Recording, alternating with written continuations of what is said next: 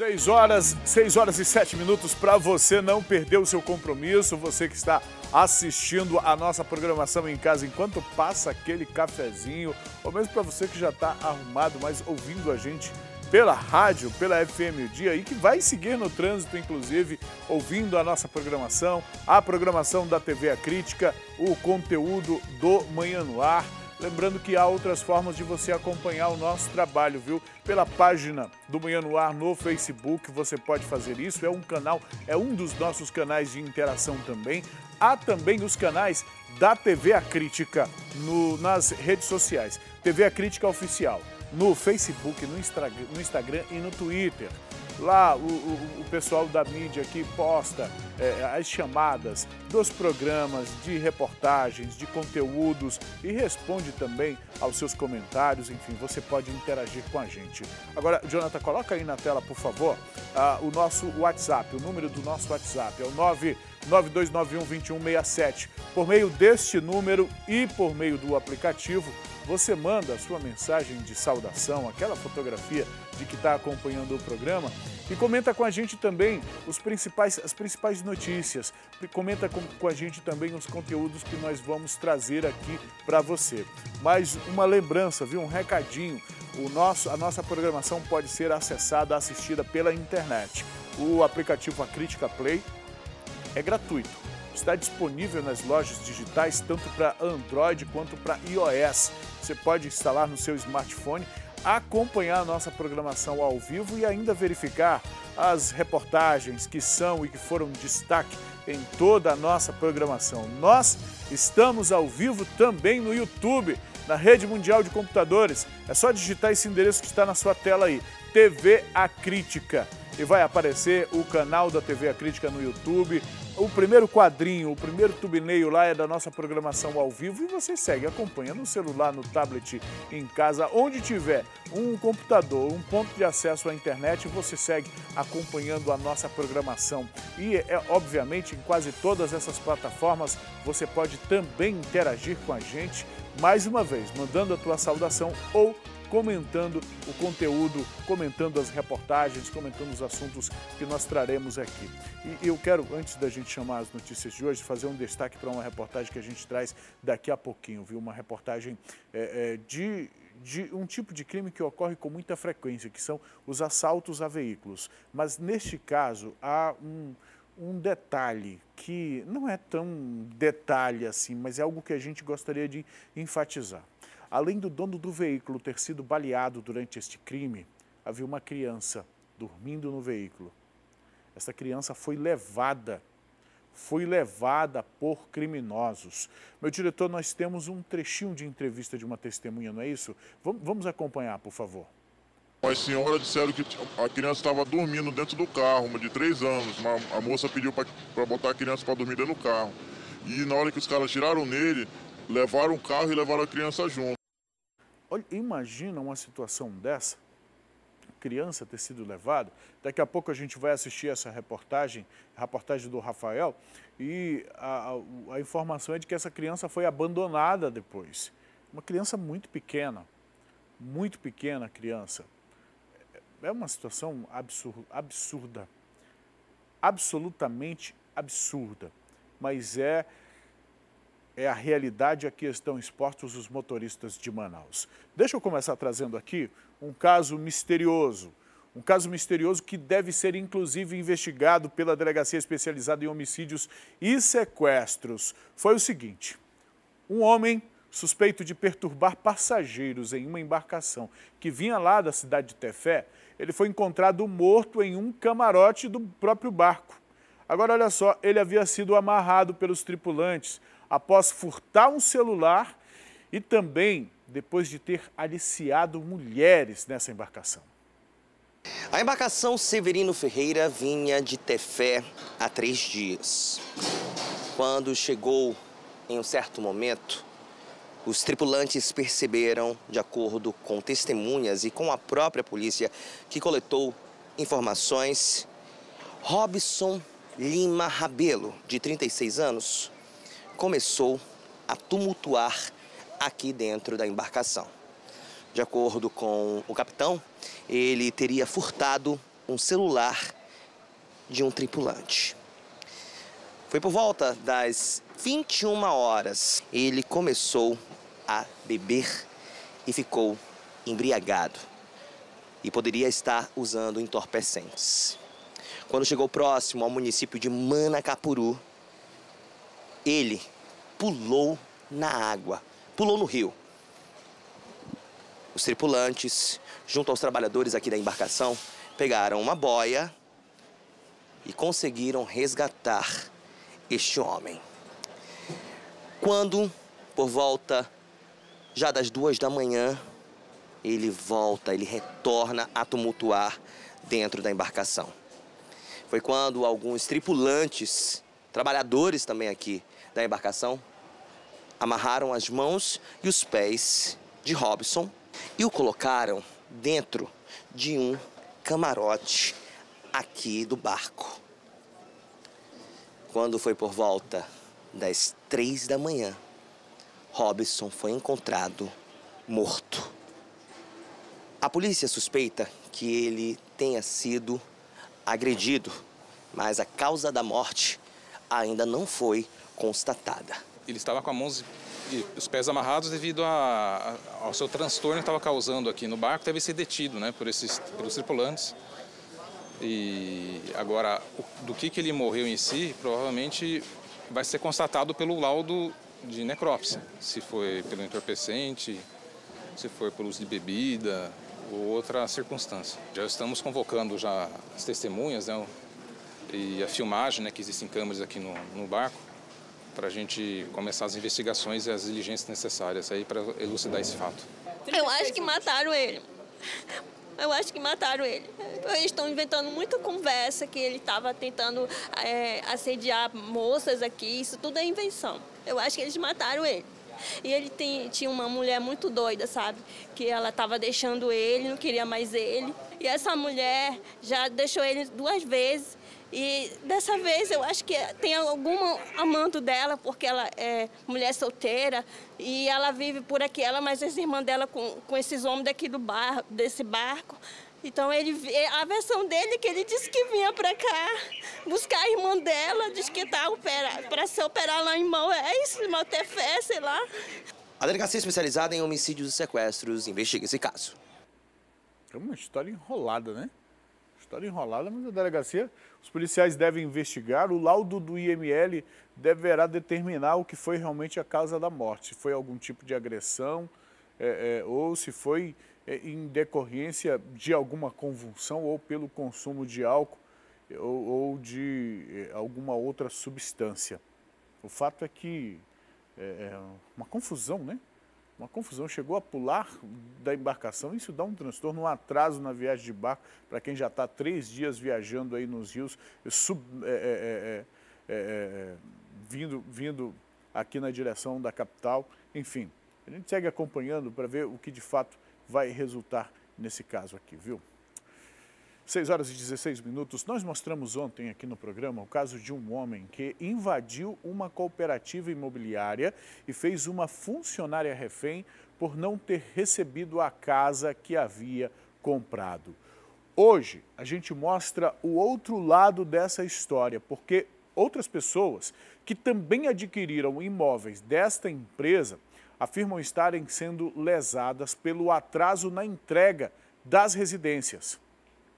Depois que um homem fez uma funcionária refém em uma cooperativa de imóveis que fica no bairro Parque 10, várias vítimas dessa mesma empresa procuraram a nossa equipe de reportagem para relatar irregularidades na contratação dos serviços da cooperativa Nosso Lar. Nós vamos conversar com uma dessas vítimas, sem identificá-la, a pedido dele, para tentar entender de fato o que acontece com essa empresa, como ela funciona e que irregularidades são essas. Então nós estamos tendo muito problema de não entrega de casas, de falta de comprometimento da empresa, entendeu? Em vários fatos. Quais são os fatos que tem? Fatos dele comprar terrenos e não pagar, entendeu? E fatos também dele comprar residência, passar a residência em frente para outros clientes e não pagar o dono da residência.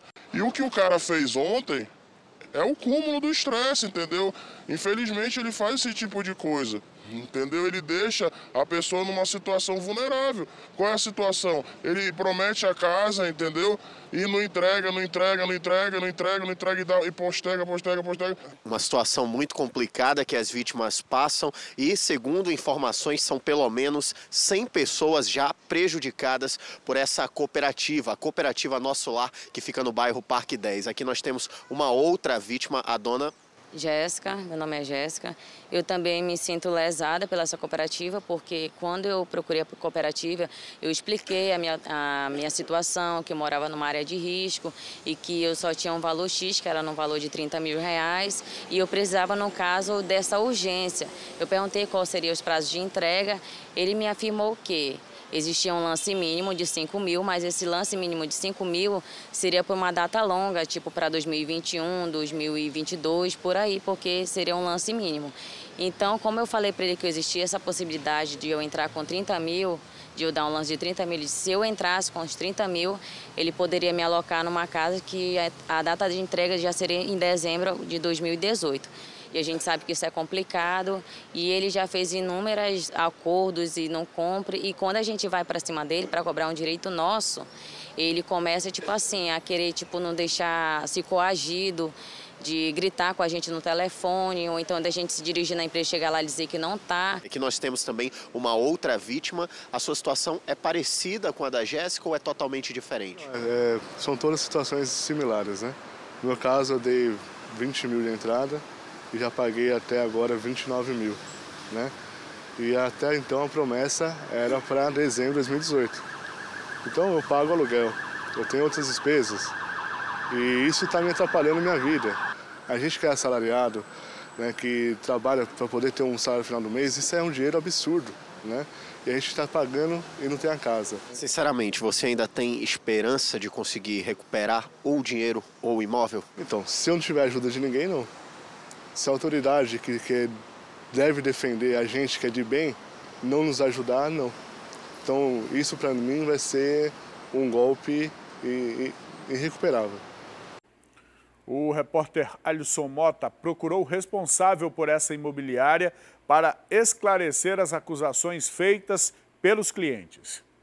Agora nossa equipe de reportagem vai conversar com o presidente da Cooperativa Habitacional do Amazonas, Luiz Ramon de Souza, que vai esclarecer todas as recentes situações que ocorreram na Cooperativa Nosso Lar, que fica no bairro Parque 10. Tanto a respeito do rapaz que, revoltado, acabou invadindo o local e fazendo uma funcionária refém, quanto das denúncias de pessoas que se sentiram lesadas por esta empresa. A respeito do invasor, como é que vocês encararam essa situação? Ele alega que estava sendo lesado pela empresa. O que de fato aconteceu? Ontem o seu Rafael Quiroga, ele é cubano, né, e tem dificuldade com a língua. O termo de distrato dele, fique bem claro, ele tem um distrato. Não é que ele esteja pagando para receber a casa dele, ele não recebeu a casa dele. Ele tem um distrato por motivos pessoais, ele foi na empresa, alegou que estava desempregado, isso há 4 meses atrás, não conseguiria mais pagar suas parcelas e pediu para distratar. Naturalmente, foi acatado e deu-se um prazo de 120 dias para devolução, esse é prazo contratual. Esse prazo, Alisson, vencia dia 17. E o depósito foi feito na conta dele após as 15 horas. Então, para ele, acho que pela dificuldade, por ser estrangeiro, ele não conseguiu compreender o nosso sistema de compensação. Porque ele olhava na conta dele e tinha R$73, e ele não conseguia visualizar. Então a gente entende, como já foi comprovado, que ele tem problemas mentais, ele alegou isso, não é eu que estou falando, ele alegou. Inclusive já me pediu desculpa hoje, pasmem, já está solto, pagou fiança e já está solto, certo? Me pediu desculpas, falou que queria ir à mídia para se retratar. Seu Luiz, hoje nós ouvimos algumas pessoas que assistiram essa reportagem ontem desse rapaz que acabou invadindo a cooperativa e essas pessoas falaram que também foram lesadas pela cooperativa Nosso Lar. Inclusive, nós temos imagens de documentos que mostram valores pagos, uma data, um prazo de entrega estipulado, dezembro de 2018, para a entrega de um imóvel. As pessoas alegam que esse imóvel não foi entregue. Inclusive, as pessoas que se reuniram com a nossa equipe de reportagem hoje de manhã disseram que são mais de 100 pessoas nessa situação. Sobre isso, o que o senhor tem a dizer? Nesse ponto, nós temos aqui um plano padrão, Alisson, que ele é assim, você dá R$5 mil de entrada e 180 parcelas de R$600 e com prazo de entrega de 36 meses. Quando você recebe a sua casa, você paga mais uma chave de R$5.000. Há famílias que foram convidadas em assembleia para fazer lances, certo? Para antecipar a sua entrega em até 12 meses. Realmente, há essas famílias, uma faixa de 14 famílias que deram lance e que as suas casas deveriam ser entregues até dezembro de 2018. Naturalmente, nós temos no Código Civil uma extensão disso, eu poderia usar isso até por mais 180 dias. Isso nós tivemos que usar. E realmente, com essas famílias, Alisson, nós estamos em falta com elas há 2 meses. Porém, a todas as famílias que vierem e conseguiram conversar adequadamente, volto a repetir, no campo das ideias, a gente está aqui aberto. Eu não posso conversar com quem não quer conversar, com quem quer, de alguma outra forma, vir com violência, seja ela verbais ou seja as físicas. Então, isso a gente precisa chamar a sociedade para entender que o cooperativismo é junto, tanto nas coisas boas quanto nos fatos não tão bons. No caso específico dessas famílias, as casas estão 95% prontas. Elas estão sendo, primeiro diretor comercial, meu diretor comercial já externou a todos eles que nós estamos entregando a partir de 15 de outubro, dentro da segunda quinzena de outubro, para questão de vistoria e não conformidades, a gente tratar. A gente está entregando, é só uma questão, eu repito, foi o tempo. 15 de outubro, portanto, é o prazo dado para estas pessoas que estão reclamando, que estão cobrando aquilo que pagaram, e pagaram alto, e pagaram caro. É a economia de uma vida. Você acompanhou comigo a entrevista daquele cidadão lá, que já tem a noção de que vai perder, vai ter esse prejuízo. Já pagou 20 mil, até agora já são 29, tem que continuar pagando e ainda tem o aluguel, e aí o prazo não é cumprido. Como muitos prazos aqui no país não são cumpridos. Quantas pessoas já perderam dinheiro, já ficaram sem imóveis, já investiram nesta área? É o sonho de uma vida inteira, o sonho da estabilidade, inclusive, de muitas famílias. Esse é um assunto muito sério. E quando o presidente da cooperativa vem a público e diz, a gente tem que estar junto, cooperativismo é isso, a gente tem que estar junto, tanto quando está bom quanto quando está ruim, isso pode significar para essas pessoas que a situação está ruim. Se essas casas já estão 95% prontas, por que elas não são apresentadas a essas pessoas? Onde estão essas casas? Cadê a casa que essas pessoas compraram? Leva essas pessoas até lá para elas verem. Mostra a documentação no nome delas. Tira um pouco essa preocupação, o medo de cair em um golpe, em mais um golpe, entre tantos que a gente sabe que acontece e acaba muitas vezes noticiando aqui. O prazo dado, portanto, é a partir do dia 15 de outubro. É importante, meu diretor, inclusive, a nossa produção ficar atento para a gente acompanhar isso, para saber se esse prazo será cumprido. Importante a gente fazer o alerta aqui para as autoridades que fiscalizam isso. Eu não sei se é exatamente a alçada do PROCON, eu penso que sim, porque aí é uma relação onde tem clientes, pessoas pagando por um serviço, por um bem, por um imóvel, pagando, e do outro lado alguém que se prestou, alguém que se dispôs a prestar esse serviço, a oferecer esse produto. Portanto, há uma relação comercial estabelecida e isso precisa ser fiscalizado. Pelo bem da população, pelo bem das pessoas, dessas pessoas aí, pelo menos 100 clientes. 100 clientes. E não são pessoas que estão com dinheiro sobrando, não é gente que tem fortunas guardadas em contas bancárias, não se trata disso. Ainda que fossem pessoas com uma capacidade financeira um pouco maior do que a média, ainda que fosse. Mesmo assim, no momento que você paga um serviço, no momento que você paga por algum produto ou por algum imóvel, você tem o direito de receber. Você tem o direito de ter comprovado aquilo pelo qual você está pagando. E aí a gente fica, inclusive, com o coração na mão por conta dessas pessoas. Imagina você, meu amigo, a economia de uma vida, o trabalho suado, dá trabalho juntar dinheiro. Dá trabalho juntar dinheiro, é suado, você se priva de muita coisa. Você se priva, deixa de ter momentos de lazer com a família, de fazer investimento em outras coisas igualmente importantes, se priva de muito para investir numa casa própria, para investir no seu lugar, naquilo que é seu, no seu conforto, para fugir, para sair do aluguel, para deixar de estar jogando dinheiro fora no aluguel e de repente se vê numa situação dessa. A gente realmente se sente a gente é solidário à situação dessas pessoas, ao mesmo tempo vai seguir acompanhando esse caso para saber se esse prazo será cumprido, viu? 6 horas e 27 minutos. José Sampaio de Souza Júnior. Já ouviu esse nome? Mas o Juninho, como ele é conhecido, este homem que está sendo... Coloca em tela cheia, por favor, essa imagem. Essa é a prisão, viu? Essa é a prisão dele. É uma operação lá de policiais da especializada em roubos e furtos de veículos. O Juninho é dono de uma loja de sucata muito famosa ali no Parque das Laranjeiras. Ele foi preso em cumprimento a mandado de prisão preventiva. Era procurado há meses pela polícia do Amazonas por comprar automóveis roubados, furtados e com bloqueios na justiça e comercializar no sucatão dele. Há, inclusive, há algum tempo, uma conversa que eu tive com o delegado Cícero Túlio, ele que aparece inclusive nas imagens aí conduzindo o preso, um desafio que o Juninho fazia às autoridades de segurança, à polícia. E ele duvidava de que seria preso. Teve, inclusive, a prisão preventiva decretada algumas vezes. Nós aqui mesmo exibimos reportagens em que a polícia divulgava a fotografia dele e divulgava que ele era foragido ou que estava foragido. Agora, a gente exibe a reportagem que mostra a prisão do Juninho. Muitos condutores de veículos, quando batem os veículos, tem a colisão, acabam comprando peças novas nas concessionárias? Não. Muitos procuram aquele famoso sucatão para comprar as peças seminovas e por aí vai. A grande questão é que quem trabalha nesse ramo acaba enganando as pessoas, vendendo peças que são furtadas e roubadas. É aí que começa o jogo sujo, que envolve este homem que você acompanha na imagem. Ele se chama José Sampaio de Souza Júnior e tem 31 anos de idade. O que será que ele aprontou, já que é um criminoso bastante procurado no estado do Amazonas? Ou melhor, era procurado porque ele foi preso. O José tem um empreendimento comercial em uma via bastante movimentada, aqui da capital, no bairro Parque das Laranjeiras.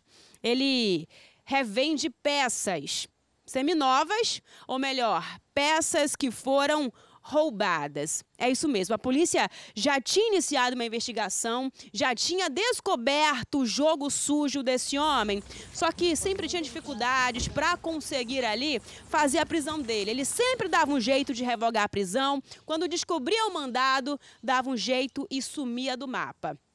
Só que os policiais, dessa vez, agiram de forma diferenciada, foram até o sucatão, que ele é proprietário, chegaram lá com o mandado e ele foi direto para a cadeia. Ele agia de forma bastante precisa. Ele vendia essas peças porque comprava os veículos que eram roubados e furtados. Delegado, doutor Cícero, não para por aí. Como é que ele conseguia fazer todo esse jogo sujo?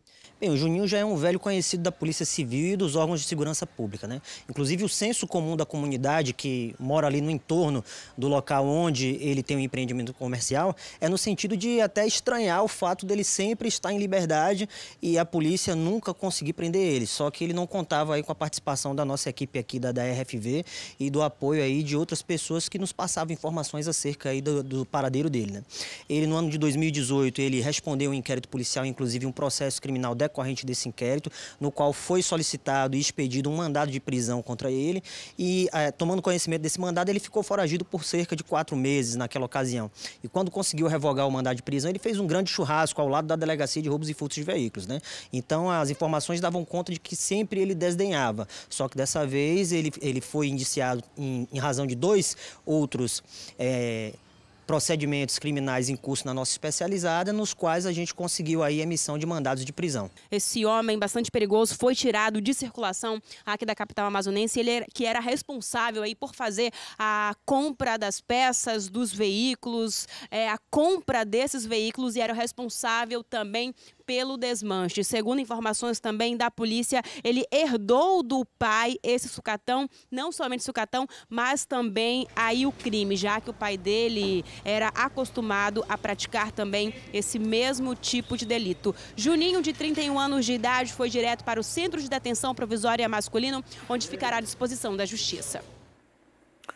Poderia estar sobrevivendo de forma honesta, tem um empreendimento, trabalha em uma atividade que é legal que é legal, não tem nenhum problema nesta compra e venda de peças usadas de veículos. O problema é quando se vai para o crime, quando o empreendimento é utilizado para fomentar um tipo de crime que ocorre todos os dias na nossa cidade, que é o roubo de veículos, o roubo, furto de veículos e até de veículos sequestrados aí pela justiça, eram comercializados, desmanchados e comercializados. Agora, o que chama a minha atenção é essa audácia, como declarou o delegado Cícero Túlio, inclusive já tinha declarado isso outras vezes, aquilo de ter revogado o mandado e fazer o churrasco ao lado da delegacia para esnobar da justiça, para esnobar do trabalho policial. Ele chamou a atenção da equipe de investigação e está aí o resultado, foi preso.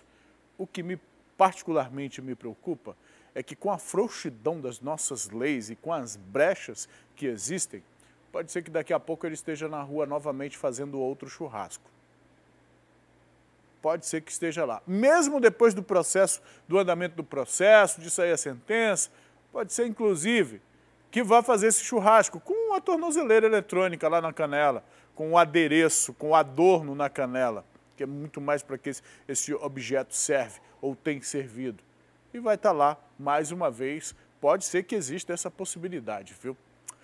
Bom, deixa eu mudar um pouco de assunto, 6 horas e 34 minutos, você que está procurando uma oportunidade de emprego, fique atento agora às oportunidades dos Cines Amazonas e Manaus, viu? Quem vai trazer as vagas disponíveis para a gente é a Juliana Silva, que já está posicionada lá. Muito bom dia, Juliana. Quantas vagas nós temos para hoje? Isso já é movimentação aí atrás de você, é?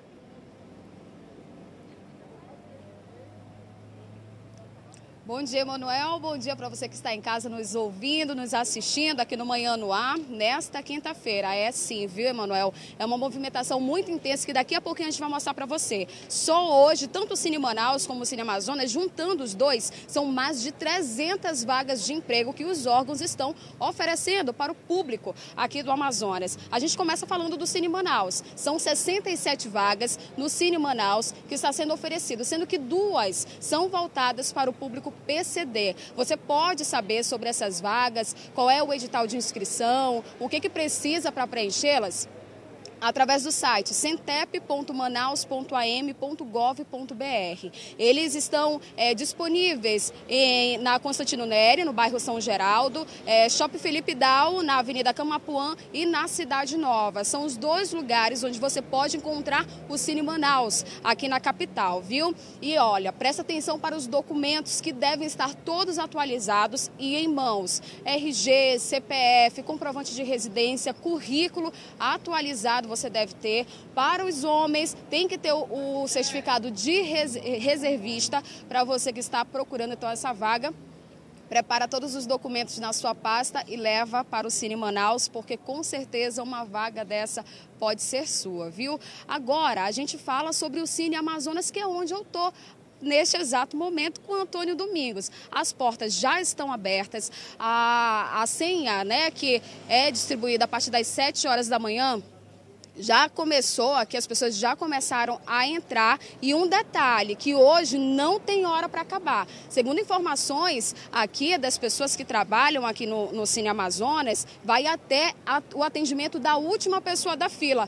Mas eu quero mostrar essa fila para você, com imagens agora de Alex Gomes. O nosso drone da TV A Crítica vai sobrevoar aqui esse espaço para você ver a quantidade de pessoas que estão aqui. Já está no ar, produção, as nossas imagens? A maioria delas começaram a chegar aqui a partir das 3 horas da manhã.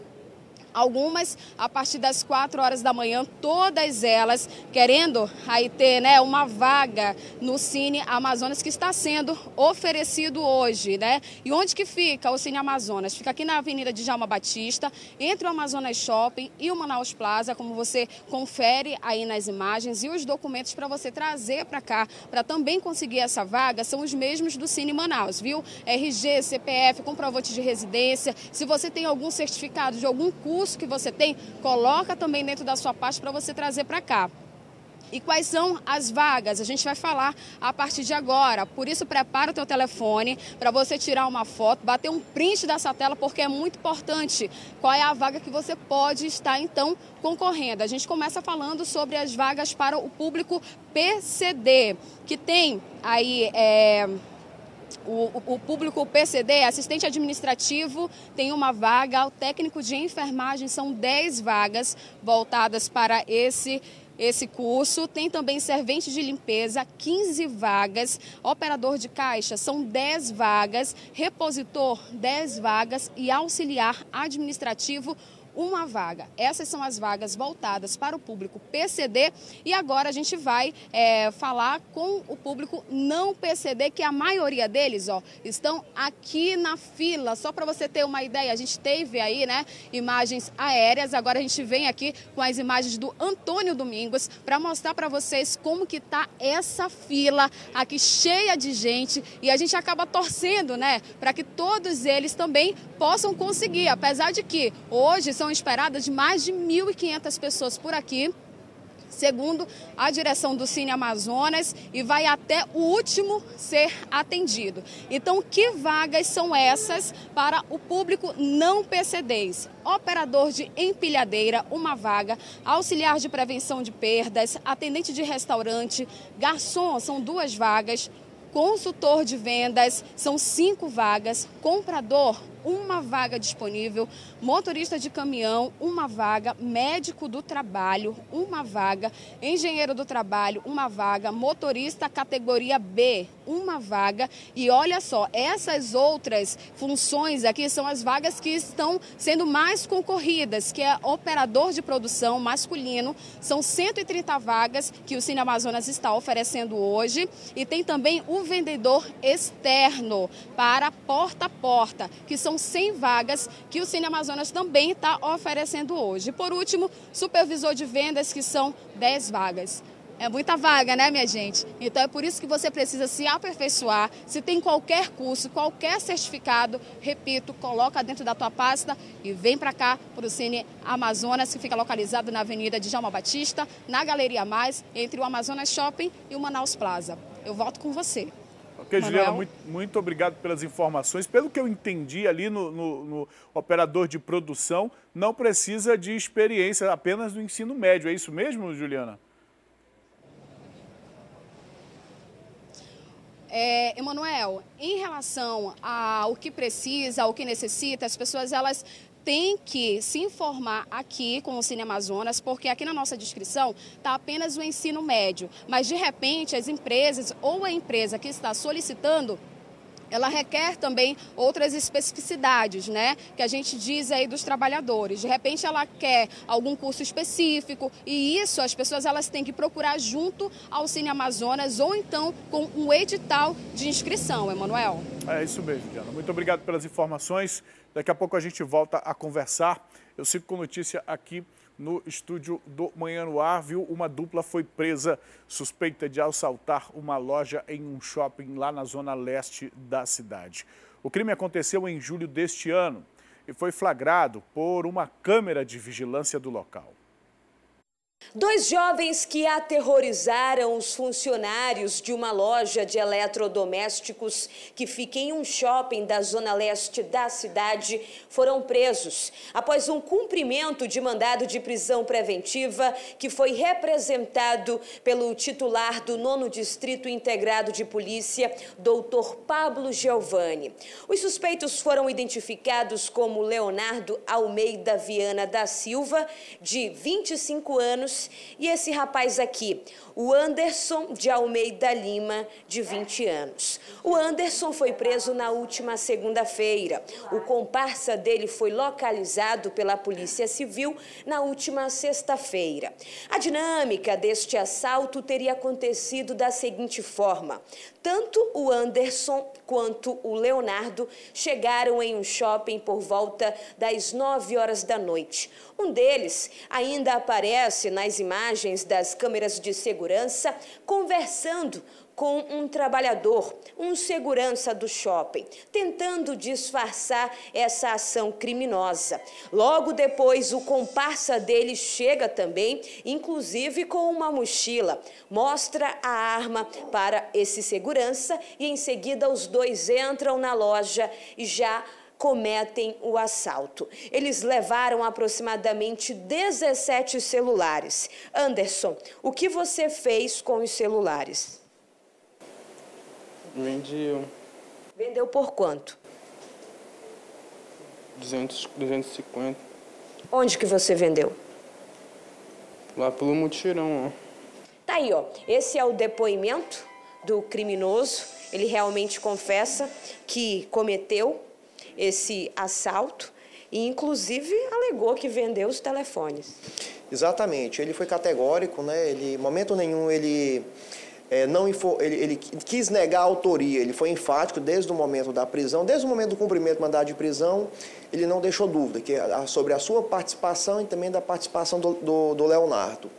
Ele já é um infrator já contumaz, ele já havia também, além do mandado de prisão que eu representei, ele já havia um outro mandado de prisão também representado pelo Dr. Cristiano, delegado titular do 14º, em razão de um outro assalto em uma loja do mesmo grupo no bairro também Jorge Teixeira. Em posse dessas imagens, a sociedade assistindo, não temos dúvida que outras vítimas irão identificá-lo, os dois infratores irão comparecer tanto aqui no 9º como na respectiva delegacia da área para dar sequência ao inquérito policial.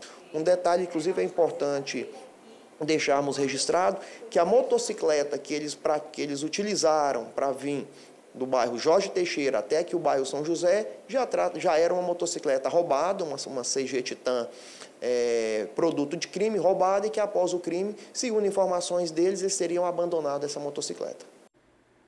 Moto roubada para cometer o crime, o próprio crime de roubo de assalto, o outro crime de passar esse celular para alguém, para o receptador.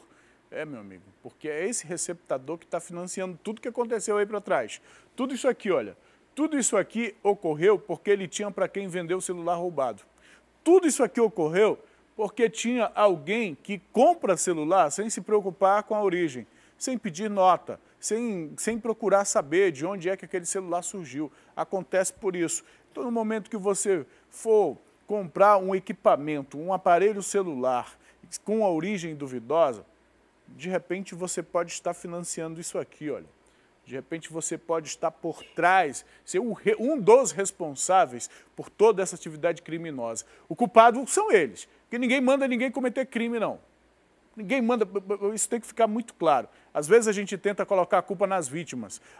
Foi a vítima que não teve cuidado.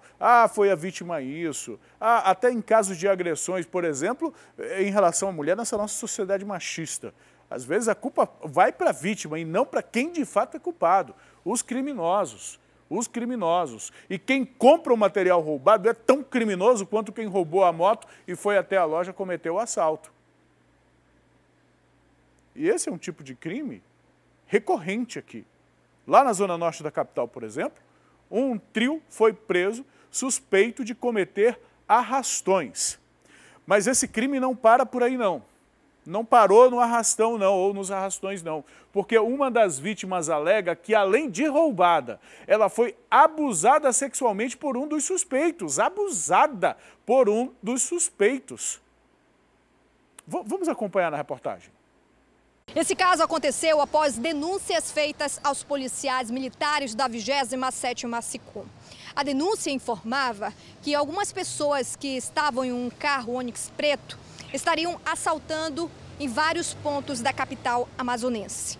Rapidamente, os policiais militares iniciaram as buscas. Eles conseguiram encontrar esse carro preto na rua Francisco Queiroz, no bairro Manoa. Dentro do carro tinha 4 pessoas, entre elas 3 homens e uma mulher. Dentro do veículo tinha também vários celulares, frutos dos assaltos que eles estavam cometendo.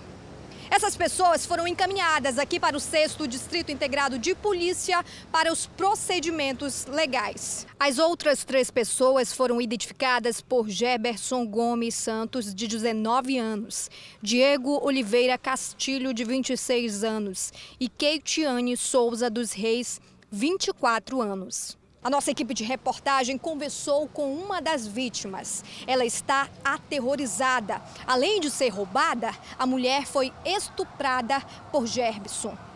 Primeiro chegou a mulher, ela começou a me agredir ontem. Eu vim trabalhar, aí ela falou, passa o celular para mim. Eu me passar o celular para ela. Eu disse para ela que eu não ia passar meu celular para ela. Aí ela falou, tu não vai passar teu celular para mim não, seu vagabundo. Eu falei, não vou passar meu celular para ti não. Ela começou a puxar meu cabelo, ela começou a vir para cima de mim, me engasgar. Aí eu ia correr, né? Na hora que eu corri dela, ela pegou uma arma, ela apontou na minha cabeça, aí eu dei o celular para ela. Na hora que ela pegou meu celular, eles entraram no carro, aí o cara saiu do carro, ele começou a agarrar no meu peito, começou a querer me estrupar. Ele falou que ia me matar e que se eu não fizesse sexo com ele, disse que ele ia fazer outras coisas comigo. O que aconteceu? É que nós roubou, mano. Ninguém estrupou ninguém pegou carro de ninguém não, mano. Você confessa que estava assaltando? Só tava assaltando, roubando celular só. Por que você fez isso? Porque eu tava precisando, só. Pra quê? Sustentar minha família. Você confessa que fez esse crime? Por que você fez isso? A precisão, né, senhor? As coisas não tá fácil, né? Mas só foi hoje mesmo, ninguém tem roubo de ontem de nada não. Eu só cometi no de hoje mesmo. O celular da menina que nós roubou, ela tava de bob e nós pegou. Eles estão sendo autuados em flagrante, né, pelo crime de roubo e será investigado também a situação do constrangimento ilegal, porque o motorista do aplicativo fala que eles colocaram arma na cabeça dele enquanto eles praticavam o crime, né? Então esse motorista está entrando aí como testemunha e eles também como constrangimento ilegal. Nesse caso de hoje, ocorre que o Geberson e a Keitiane também são acusados por uma vítima que trabalha aqui próximo e viu quando eles chegaram presos.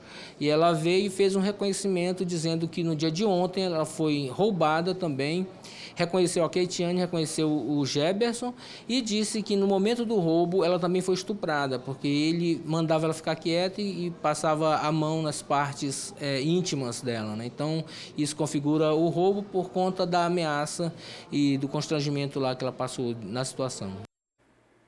E que constrangimento.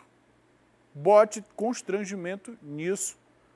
Além de ser roubado. E olha só, numa situação dessa aí, o Geberson disse que não, foi só. Nós só assaltamos porque eu tenho que sustentar minha família. E a outra lá, nós estávamos precisando, senhora. Nós estávamos precisando e foi só hoje mesmo. A mulher estava lá de bob, eu acho que foi isso que ela falou, né? De bob. Quem está acompanhando a gente aí deve ter ouvido que nem eu. Eu não sei o que essa expressão, essa expressão quer dizer aí. Deve ser de bobeira, né? Deve ser de bobeira.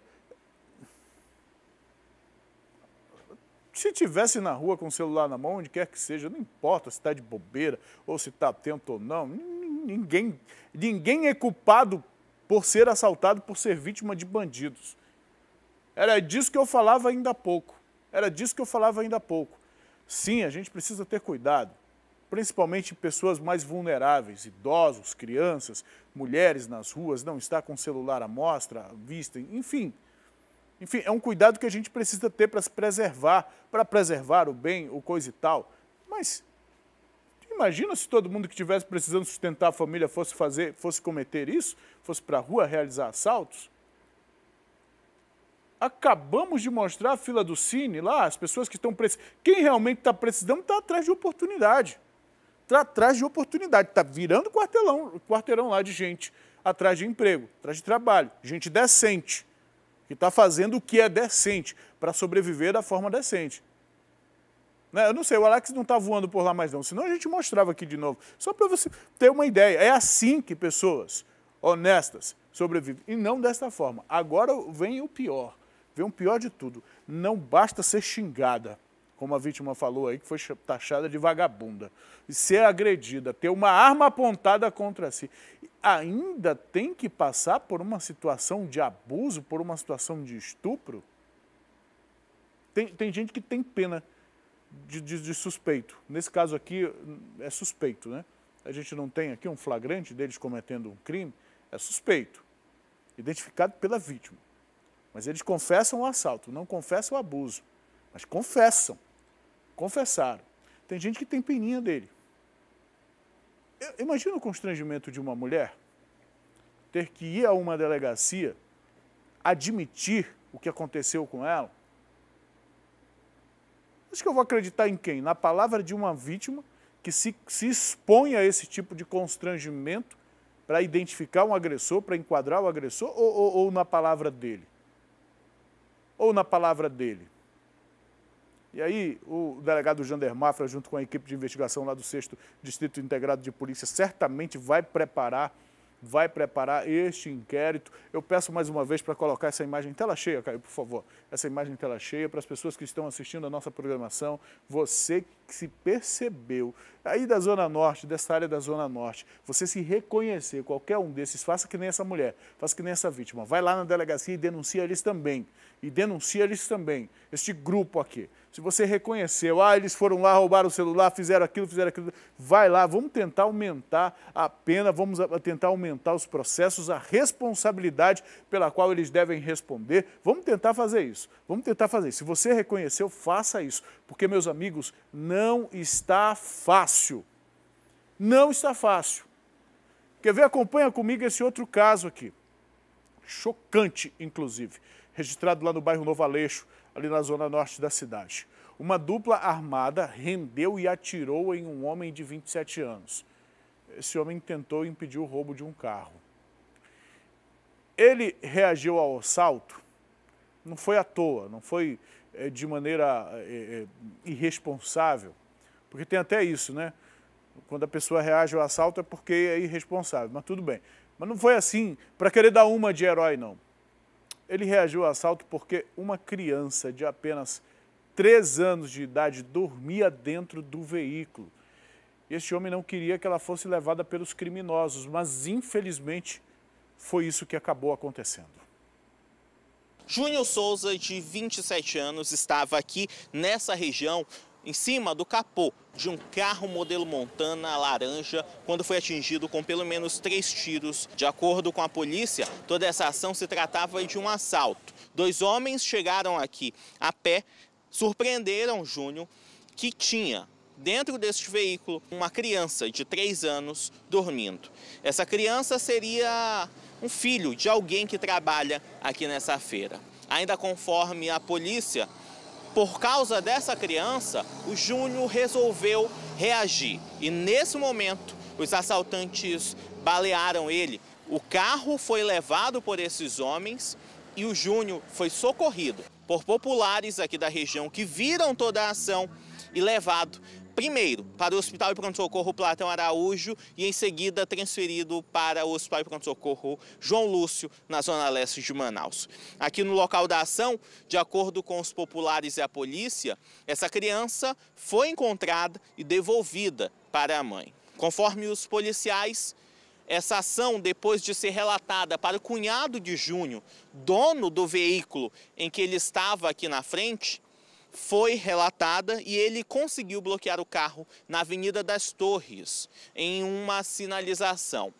Nesse momento, os criminosos saíram desse veículo Montana e, no veículo ao lado, um carro modelo Voyage foi assaltado por essa dupla, que conseguiu fugir e ainda não foi identificada. O Júnior está no hospital que passa por cirurgia. Ele tem banca de peixe ali no Novo Aleixo e aí os caras chegaram lá. Eu não sei se ele foi reagir porque deram 2 tiros no tórax dele. Aí ele está no procedimento aí para saber, né, como que ele vai reagir, se está tendo hemorragia ou não. É só o que eu sei. Ligaram para minha esposa, dizendo que tinham assaltado ele, atirado nele e levado o carro. Eu fui até a feira onde atiraram nele. Umas senhoras disseram que a criança estava dormindo dentro do carro, uma de 3 anos. A moça pediu para botar a criança para dormir dentro do carro. E na hora que os caras atiraram nele, levaram o carro e levaram a criança juntos. Uma situação absolutamente absurda, né? Olha o que nós temos agora. Nós temos um homem no hospital passando por um procedimento de cirurgia, deve ter passado já pela cirurgia, a gente não tem o estado de saúde dele, mas 2 tiros no tórax é sempre uma lesão muito grave, é sempre uma situação muito grave, vítima desta violência. Nós tivemos uma criança de 3 anos deixada de qualquer maneira, uma criança desta idade, felizmente ela foi devolvida para a mãe, o veículo foi recuperado neste caso, mas quem são esses criminosos? Quem são esses bandidos? Por que eles atuam com tanta facilidade? Por que eles atuam assim com tanta liberdade? Por que essa gente, quando está aí com alguma dificuldade financeira, por que essa gente pega uma arma e encontra armas com tanta facilidade? Porque para a população não é fácil ter uma arma, não. Para um cidadão comum, eu falo por mim. Se eu quisesse andar armado agora, eu não saberia a quem recorrer para ter uma arma e colocar na minha cintura, por mais legal que fosse. Não sei onde ter acesso a isso e não sei onde criminosos têm acesso a tantas armas. E todos os meses nós vemos a polícia fazendo essa grande apreensão. É por isso que esse negócio aí, essa lei de a população não ter que estar armada, é pura demagogia, é pura hipocrisia, porque os criminosos estão armados até os dentes. A população segue a lei. Eu não estou aqui fazendo apologia ao uso de armas, não. Quanto mais armas, mais perigoso a coisa. Isso é fato. É tão fato que nós estamos mostrando essa situação aí agora. Quanto mais armas nas ruas, mais perigoso para todo mundo, para a população, principalmente quando as armas estão nas mãos dos bandidos. E os bandidos fazem como passatempo, como bico, para ter um dinheirinho a mais, tem como passatempo isso aqui de estarem nas ruas assaltando, fazendo vítimas de todas as idades. E agora nós temos um homem, um trabalhador no hospital e uma criança que a gente espera que pela pouca idade não lembre do que aconteceu, não tenham em mente o trauma pelo qual passou. É o que a gente precisa esperar que aconteça, que com 3 anos ela não leve essa memória para o resto da vida. Mas imagina, a criança deixada, abandonada, eu fico me colocando no lugar desses pais, no lugar desta mãe. Se deixou a criança dormindo, pediu para a criança dormir dentro de um carro na feira, porque estava trabalhando, meu irmão. É porque não tinham com quem deixar o filho em casa. E é muito melhor o filho estar perto do pai, junto do pai no trabalho, do que estar sozinho em casa, sem ninguém tomando conta. Quem trabalha, quem tem filho pequeno para sustentar, para criar e não tem apoio da família ou não tem uma estrutura financeira, sabe do que eu estou dizendo aqui. Muitas vezes você é obrigado, você precisa levar. E se tem um carro ali de um amigo que pode... Vai lá. Quem imaginaria que 2 criminosos chegariam armados lá e chegariam atirando no Júnior como fizeram? O Júnior certamente tentou impedir esse assalto aí e foi vítima. O Júnior é mais uma vítima de tanta violência, dessa bandidagem que está solta, fazendo o que quer, do jeito que quer no meio da rua. E isso gera indignação, isso gera revolta. Revolta, e toda vez que a população tem a oportunidade de revidar, ela revida. E volto a dizer, se ficar por conta da população, acontece o que a gente mostra agora.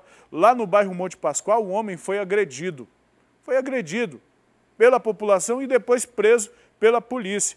Ele era suspeito de tentar roubar uma moto. Segundo testemunhas, ele teria praticado diversos arrastões naquela área. Rua São Lourenço, bairro Monte Pascoal, zona norte da capital. Por volta de 8 horas, um homem suspeito de tentar assaltar uma mulher e tentar roubar a moto dela foi pego aqui pelos populares da Rua São Lourenço. Cansados, eles agrediram esse suspeito que aparece aí nas imagens. Esse vídeo foi gravado por uma testemunha que estava aqui no local no momento em que esse suspeito foi pego pelos populares. Eles amarraram esse suspeito e deixaram o homem só de cueca. Ele foi bastante agredido antes da chegada dos policiais aqui no local. De acordo com informações de alguns populares que não quiseram gravar entrevista, ele teria assaltado algumas pessoas que passavam aqui na Rua São Lourenço. Os populares já sabiam que era ele devido à cor dos cabelos. Ele retornou junto com um comparsa em uma motocicleta, só que na hora em que os populares pegaram esse homem, o comparsa acabou fugindo aqui para a Avenida Passarinho, deixou o amigo na mão. As sandálias desse suspeito ainda estão aqui. Ele ainda tentou fugir da população, mas ele foi alcançado e bastante agredido. Os policiais militares chegaram aqui no local, encaminharam esse homem para o SPA, aqui do bairro Galileia, também na zona norte da capital, para receber atendimento médico. Até o momento, ele não foi identificado, porque no momento em que os policiais militares chegaram aqui, ele estava sem nenhuma documentação. Olha aí, enche a tela aí, por favor, para mim, Caio, por favor. Olha aí as costas do rapaz, como ficou. Podia ter sido pior, viu? Tem acontecido casos piores, de suspeitos presos, pegos pela população, agredidos pela população. Alguns estão sendo linchados, porque a população realmente está revoltada com quem comete esse tipo de crime, justamente pelo sentimento de impunidade. O cabra comete um roubo desse, é preso, vai para a audiência de custódia, no outro dia está na rua, o processo é aberto na justiça, o processo continua caminhando, mas ele continua livre, solto nas ruas, cometendo esse tipo de crime, isso deixa realmente a população revoltada, viu? Ainda falando sobre os casos da área policial, um idoso foi preso suspeito de abusar sexualmente de uma jovem de 18 anos, isso na cidade de Nova Olinda do Norte, viu? E mais um ônibus do transporte coletivo foi alvo de criminosos. Para saber mais detalhes sobre estes casos, eu vou conversar com a Tamires Claire. Tamires, muito bom dia para você, Tamires. Conta para a gente o que você tem de detalhes, como esses crimes aconteceram, traz as informações, por favor. Oi, Emanuel, bom dia para você, bom dia a todos que nos acompanham. Olha, vou começar falando do primeiro caso que você citou, que é do idoso suspeito de abusar sexualmente de uma menina de 18 anos lá no município de Nova Olinda do Norte. Quando esse homem foi preso pela polícia, a vítima já tinha dito aos policiais que eles, na verdade, tinham um relacionamento. Mas no dia em que ele está sendo acusado, segundo ela, houve uma relação forçada. Ela já tinha dito que não, e aí isso já caracteriza realmente crime de abuso sexual. E aí o que chama atenção ainda nesse caso, né, que já é um caso realmente grave, né, por si só. Depois disso, a gente sabe que ali que em algumas cidades do interior, por ser menorzinho, as pessoas elas acabam sabendo quem são essas pessoas, quem cometeu o crime, onde essas pessoas moram. Então, depois que esse suspeito foi preso lá no bairro de Santana, lá no município de Nova Olinda do Norte, os familiares, moradores ali da região também e amigos da vítima chegaram lá dentro dessa casa, saquearam o local, levaram vários pertences e depois ainda atearam fogo lá na casa desse suspeito, que teve perda total. A Defesa Civil, inclusive, foi chamada para tentar conter as chamas, mas sem sucesso. A casa realmente não sobrou absolutamente nada ali da casa desse suspeito. Agora, de acordo com a polícia, 2 pessoas que são suspeitas de terem participação nesse crime, né, de atear fogo, de roubar pertences desse suspeito, também foram levadas à delegacia, a 47ª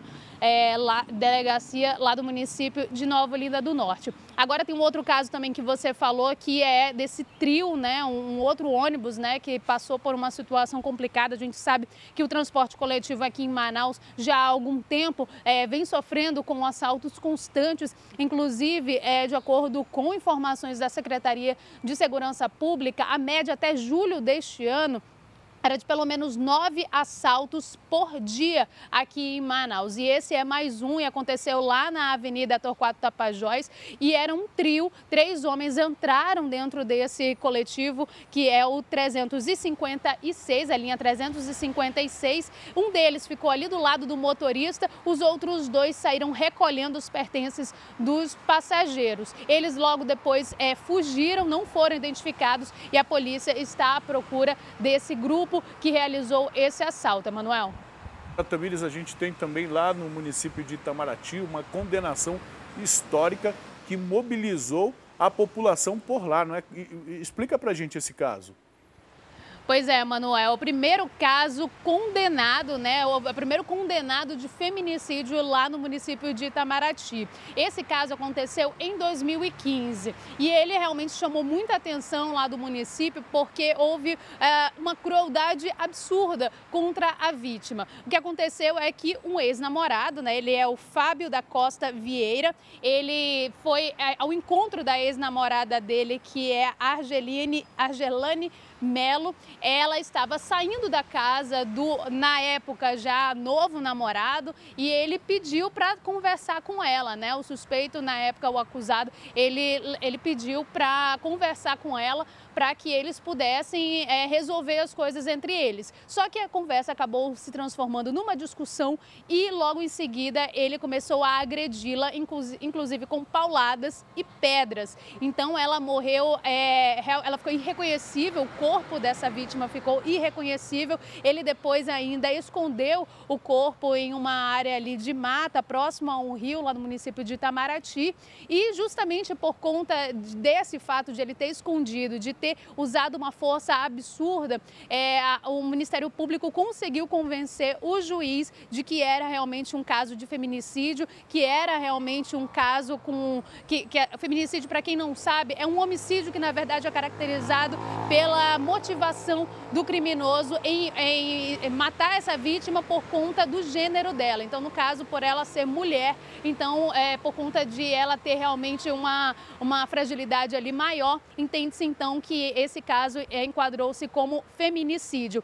A defesa chegou a tentar alegar que ele não teria a intenção de matá-la, então eles tentaram pedir que a condenação fosse apenas por lesão corporal grave, né? Que é, na verdade, um crime bem menor, que tem uma pena bem menor que feminicídio, mas justamente porque ele tentou esconder o corpo e usou uma força muito grande ali, o juiz realmente não concordou com a defesa e resolveu condenar o Fábio a 16 anos de prisão. É o primeiro caso de feminicídio, então, lá no município de Itamaraty. Aqui em Manaus a gente já tem algumas condenações e a polícia, a gente sabe que vem investigando cada vez mais. É um crime relativamente novo e que agora o judiciário já vem adotando, realmente já vem aceitando as teses em relação a isso. Emanuel? Eu fico pensando, Tamires e telespectadores, o cara tira a vida de uma mulher de uma forma violenta, o que obviamente chamou a atenção daquela população. Enquanto você falava, Tamires, a gente estava exibindo as imagens aqui da frente do fórum.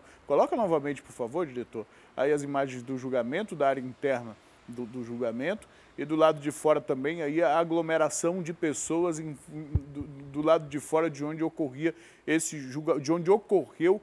julgamento. O que eu dizia, Tamires, é que a condenação por feminicídio, que é um homicídio qualificado, homicídio que tem aí essa qualificadora, um agravante, o feminicídio é justamente essa qualificadora, que agrava esse crime. Resultou em 16 anos de prisão. Se tivesse sido lesão corporal, ele teria passado quanto? 4? 5? 3? Será que pelo menos ficaria preso? Nós estamos falando da vida de uma mulher que foi interrompida. Ela não tem mais um segundo de possibilidade para nada. Perdeu-se justamente pelo fato de ser mulher. Apenas por ser mulher. E aí essa lei vem, essa qualificadora vem justamente para essa lacuna. Todo homicídio deveria ser tratado assim, mas infelizmente os casos de violência contra a mulher precisam desse tipo de atenção do judiciário, e ainda assim o cara vai passar o quê? Daqui um quarto, um terço, às vezes um sexto da pena ele fica atrás das grades, mas muitas vezes muito menos do que isso. Tamires, obrigado pelas informações, daqui a pouco a gente volta a conversar, tá bom? Vamos seguir aqui, ainda com os casos de polícia e ainda com os casos de assalto a ônibus, viu? Porque mais um ônibus do transporte público foi alvo de criminosos. O ônibus, na verdade, não é alvo, né? O alvo são as pessoas que estão lá dentro, são os passageiros. Desta vez, a escolhida foi a linha 129, mas os ladrões não esperavam que a polícia entrasse no coletivo e frustrasse a ação deles. Com esses criminosos foi encontrada uma arma caseira que seria utilizada para cometer o crime. Estamos na Avenida Padre Agostinho Cabaleiro Martins, no bairro Santo Antônio, zona oeste de Manaus. Por volta das 10h30 da noite, policiais da 5ª SICOM realizavam a Operação Catraca Saturação. Foi quando eles entraram no ônibus da linha 129, que faz o percurso do Santo Agostinho, Santo Antônio, Educandos e passa por diversos bairros aqui da capital. Quando chegaram exatamente aqui, na Feira do Santo Antônio, eles entraram na linha 129 e viram que tinham 2 homens, identificados como Dierlens Nunes Gadelha e Cailo de Oliveira Castro. Esses 2 homens estavam dentro da linha 129 cometendo ato de criminalidade. Eles pegaram os celulares dos usuários do transporte coletivo e a renda também do cobrador. Foi quando os policiais conseguiram identificar esses 2 homens que foram conduzidos ao 19º DIP. Com eles foram recuperados 5 celulares que eles já tinham aí roubado das pessoas e também uma arma caseira foi apreendida com uma munição intacta. É disso que eu falo. É a polícia que tem que estar lá para proteger o cidadão e não o cidadão que tem que agir por si só e não a população que tem que se defender. É isso que precisa acontecer. E não dá para entender com tanta tecnologia disponível que nós temos hoje, em termos de reconhecimento facial. Dentro de todos esses ônibus há câmeras de vigilância para vigiar cobrador, para vigiar motorista, mas que não serve para nada em termos de segurança pública, porque é uma informação que não é compartilhada. Sequer há um botão de pânico para motorista ou cobrador alertar as autoridades. Sequer isso foi instalado. Muito pelo contrário. Muito pelo contrário, com toda a precariedade do sistema do transporte coletivo, dos ônibus velhos caindo aos pedaços nas ruas de Manaus, mas tem uma câmera lá dentro funcionando. E aí de um cobrador e do motorista que fica conversando com alguém ou com alguém muito perto ali, que gere alguma desconfiança, que quando ele chegar da viagem vai ser chamado no RH das empresas.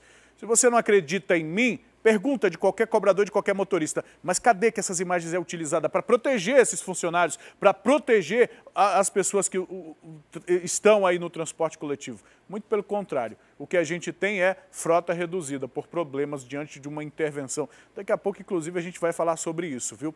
Eu continuo nos casos da área policial, porque um homem de 27 anos foi morto pelo cunhado lá na invasão Carlinhos da Carbrais, isso durante uma discussão familiar, uma briga mesmo, viu?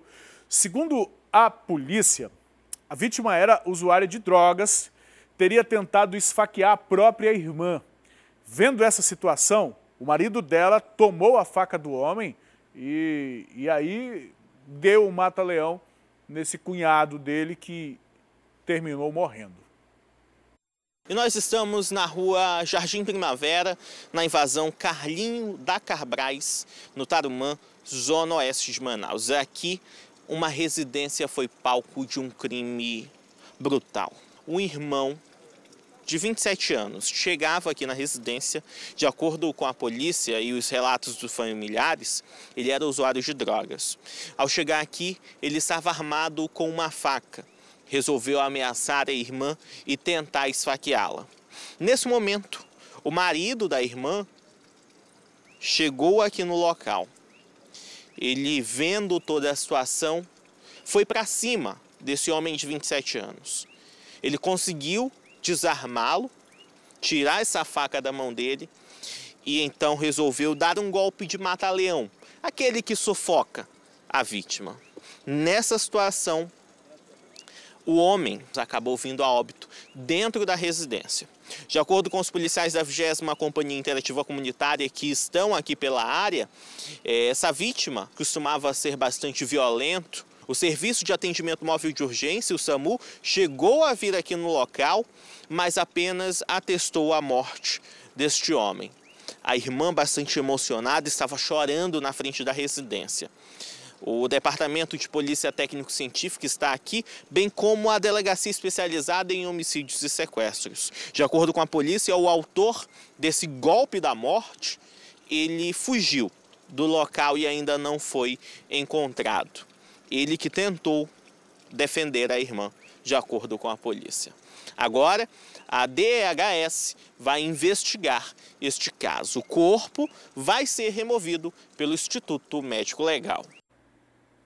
Como as drogas, os problemas que a droga causa para a nossa sociedade, o consumo dela é um problema de saúde pública, sim, e é um problema que precisa ser combatido. 7 horas e 16 minutos, o corpo de um homem ainda não identificado foi encontrado em um ramal lá no bairro Puraquequara, na zona leste da cidade. Esta vítima estava com os pés amarrados, viu, e apresentava sinais de tortura. Era por volta de 11 horas da manhã, quando alguns moradores passavam aqui no ramal da escola, no bairro do Puraquequara, zona leste da capital, quando eles avistaram um corpo jogado aqui dentro desse mato. Eles ficaram assustados no momento que encontraram o corpo desse homem ainda não identificado, aparentando ter entre 20 a 25 anos. O corpo apresentava sinais de tortura, estava amarrado com essas cordas que estão aqui ainda no local.